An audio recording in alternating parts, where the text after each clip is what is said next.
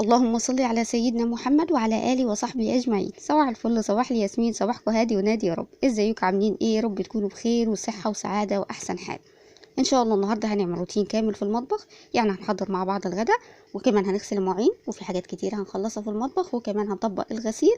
يعني يومنا النهارده طويل كده وحماسي، يعني روتين النشاط. قبل ما نبدأ كده لايك حلو كده زيك، ولو كنت بتشوفيني أول مرة يشرفني اشتراكك في القناة. يلا بقى نسمي الله ونصلي على الحبيب المصطفى ونبدأ الفيديو بتاعنا ونشوف هنعمل ايه النهارده. يلا بينا. قبل بقى ما ندخل المطبخ ونشوف ورانا ايه وهنحضر غدا ايه النهارده، كنت غسل غسيل ملايات وفوط، كنت منشراهم على المنشر كده. عندي قدام باب الشقه في مكان واسع كده بحط عليه المنشر وبنشر عليه هدوم الصيف، انما هدوم الشتاء بنشرها على ايه البلكونه. هدوم الصيف اصلا مش مستاهله ربع ساعه وبتكون نشفت، فمش مستاهله ان انا احطها على البلكونه. المنشر صراحة مسهل عليا الموضوع ده في الصيف، انما هدوم الشتاء طبعا بتبقى الهدوم تقيلة وعايزة طبعا شمس وكده، فبنشر على البلكونة. انما الصيف مش مستاهل صراحة، يعني بصراحة الجو حر اصلا، ربع ساعة والهدوم بتكون نشفت. ما علينا. لميت كده الغسيل وابتديت ان انا اطبقه، بحب اول ما الم الغسيل اطبقه على طول. خلصت كده تطبيق فوط ودخلت على تطبيق الملايات. بطبق كده الملاية من النص واحط فيها الكساوي من جوه. بصراحة الطريقة دي في تطبيق الملايات سريعة وكمان مش بتاخد مكان كبير في الدولاب، وكمان عارفة كده لما اجي ايه اتلافى الملاية او اخد الملاية من الدولاب، عارفة ان الكساوي بتاعتها فيها من جوه، يعني ما اقعدش كل شوية ادور على الكساوي بتاعت الملاية. وكمان كفاية انها ايه بتوفر لي مكان في الدولاب استغله في اي حاجة تانية. حلو قوي كمان لو كان الدولاب صغير، يعني احنا بتبقى الملايات اكتر من الدولاب، الدولاب بيبقى صغير والملايات بتبقى كتير، فالمشكلة ان احنا بنجيب ملايات كتير وبنجيب فوط كتير والدولاب بيبقى صغير.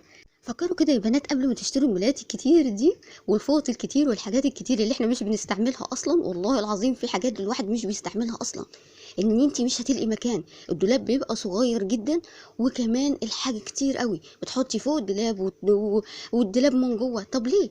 ما انا اجيب الحاجة على قد ما انا استعملها. وكمان احنا بنستغل دولاب الاطفال، وفيما بعد لما تجيبي اولاد ان الدولاب ده هتفضي الملايات والحاجات اللي فيه دي هتحطيها فين؟ هتحتاري. فانا اجيب الحاجه كده على قد ما انا عايزه. ده انا اعرف ناس بتشتري بال24 ملايه و24 فوطه و30 فوطه. الدولاب ايه اللي هيشيل الحاجات دي كلها؟ والحاجات دي هتستعمليها كلها ازاي؟ لا، انا اجيب الحاجه على القد وعلى قد الحاجه اللي انا بستعملها.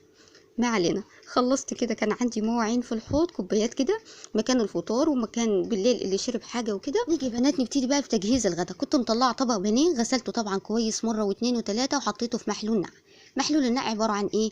لتر من الميه، عليه معلقتين كبار من السكر ومعلقه صغيره من الملح وعصير ليمونتين ومعلقتين كبار من الدقيق. مش بحط اي حاجه تانية ومش بحط خل، لان الخل يا بنات بيثبت الزفاره بتاعت ايه الفراخ. نيجي بقى هنا نجهز التتبيله بتاعت الفراخ. عندي كده بصلايه كبيره مفرومه ناعم او مبشوره، بس اهم حاجه تبقى ناعمه، يعني مش هتفرق بقى مبشوره او مفرومه، المهم تبقى ناعمه. نص معلقه صغيره من الكزبره، نص معلقه صغيره من الفلفل الاسود، معلقه صغيره من الملح لان انا ضفت مرقه. لو انتي مش هتضيفي مرقه هتخلي الملح معلقه كبيره. تمام. نزلت كمان بنص معلقه صغيره من البابريكا ونص معلقه صغيره من بهارات الفراخ، وكمان عندي نص معلقه صغيره من الكاري، وهنزل بقى بتوم باودر وبصل باودر معلقه صغيره معلقه صغيره. وكمان نزلت بعصير ليمونه حلوه كده محترمه، الليمون كده بيدي طعم مميز للفراخ البانيه. دي التتبيله بتاعتي، قلبتها كويس كده.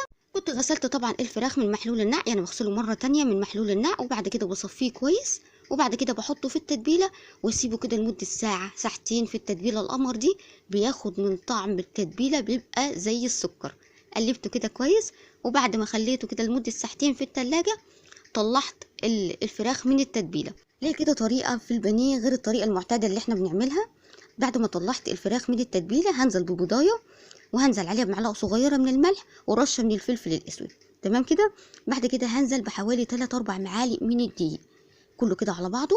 نزلت كده ب3 4 معالق من الدقيق وقلبت الكلام ده كله كده مع بعض، وعندي كوبايه ميه هبتدي انزل كده ايه بالتدريج واقلب، انزل حبه حبه كده واقلب لحد ما هوريكم السمك المطلوب هو ده.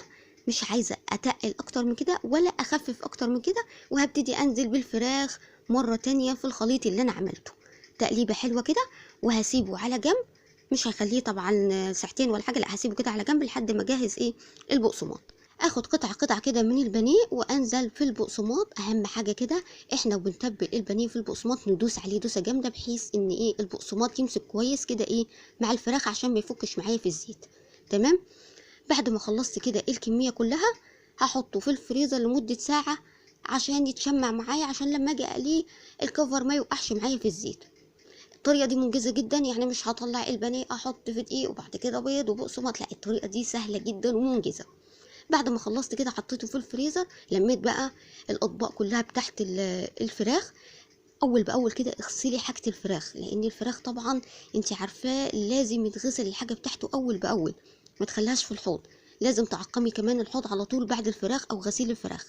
طبعا الحوض مش بيفضى طول ما انت واقفه في المطبخ بتعملي اكل، مش بيفضى. انا خلصت من هنا غسيل الحاجات بتاعت الفراخ، بعد ما خلصنا غدا الحوض اتملى تاني.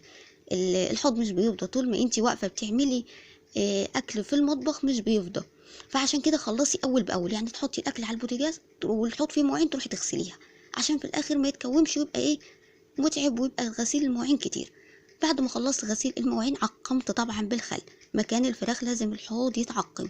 نجهز بقى للغدا. هنا عامله الصلصه بتاعت المكرونه. طبعا الصلصه بتاعت المكرونه مفيش اسهل منها، مش بعمل فيها حاجه. معلقتين زيت وانزل بعصير الطماطم، وانزل بقى برشه من الفلفل الاسود ورشه من البابريكا ومكعب مرق ومعلقه ملح صغيره، واسيبها لحد ما تتسبك. على الناحيه التانيه كده كنت بقلي البانيه، مش هنقلب فيه كتير عشان الكفر بتاعه ما يقعش في الزيت. الجو طبعا حر، وقفه المطبخ بتبقى صعبه، انا عارفه والله وقفه المطبخ صعبه.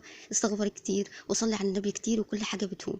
يعني كده انت طول ما انت واقفه في المطبخ استغفري، صلي على النبي، وكل حاجه كده بتبقى سهله. ربنا بقى يعيننا ويقوينا، والحمد لله على كل حال. نزلت كده بالمكرونه في الصلصه وقلبتها تقليبه حلوه، وهسيبها كده على نار هاديه لحد ما تتشرب الصلصه كويس. وده كان غدانا النهارده، وده كان اخر الفيديو. بتمنى النهارده يوم يكون عجبكم، ولو عجبكم بقى متنسوش اللايك والاشتراك في القناه. استودعكم الله، والسلام عليكم ورحمه الله وبركاته.